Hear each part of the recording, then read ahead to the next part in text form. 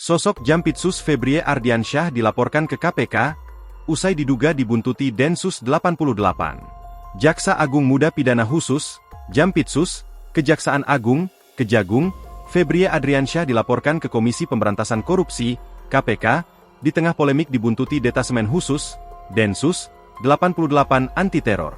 Laporan dilayangkan Indonesia Police Watch, IPW, bersama sejumlah organisasi masyarakat lain, yang tergabung dalam Koalisi Sipil Selamatkan Tambang, KSST, Senin, 27 Mei 2024. Ketua IPW Sugeng Teguh Santoso mengatakan, Febrie diduga terlibat dalam pemufakatan jahat pelaksanaan lelang barang rampasan benda sita korupsi. Barang lelang itu berupa satu paket saham PT Gunung Bara Utama, GBU, perusahaan tambang batubara di Kalimantan yang disita dalam kasus mega korupsi PT Asuransi Jiwasraya. Sugeng mengungkapkan, saham tersebut hanya ditawarkan dengan harga Rp1,945 triliun dan menimbulkan dugaan kerugian negara Rp9,7 triliun. Lelang ini digelar pada 18 Juni 2023 dan dimenangkan oleh PT Indobara Utama Mandiri, IUM. Perusahaan yang disebut baru dibentuk 10 hari menjelang penjelasan lelang.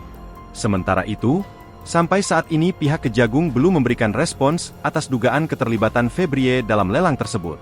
Adapun Febrie saat ini juga tengah menjadi sorotan karena diduga dikuntit oleh anggota Detasemen Khusus, Densus, 88 Anti-Teror saat makan malam di sebuah restoran di Jakarta. Tidak hanya itu, puluhan anggota Brimob juga berkonvoi dengan kendaraan taktis di Kejaksaan Agung. Peristiwa ini membuat publik bertanya-tanya karena Jampitsus Kejaksaan Agung tengah menangani kasus dugaan korupsi tambang timah di Bangka Belitung. Febrie dilantik menjadi Jampidus pada 6 Januari 2022. Dia dipromosikan menduduki jabatan itu setelah selama 5 bulan menjabat sebagai Kepala Kejaksaan Tinggi, Kajati, DKI Jakarta. Dikutip dari laman resmi Pusat Penerangan Hukum, Puspenkum, Kejagung, Febrie mengawali karirnya sebagai jaksa di Kejaksaan Negeri, Kajari, Sungai Penuh, Kerinci pada tahun 1996. Dia menduduki jabatan terakhir sebagai Kasih Intelijen di Kejari Sungai Penuh sebelum berpindah-pindah tugas. Karirnya sebagai jaksa juga cukup moncer.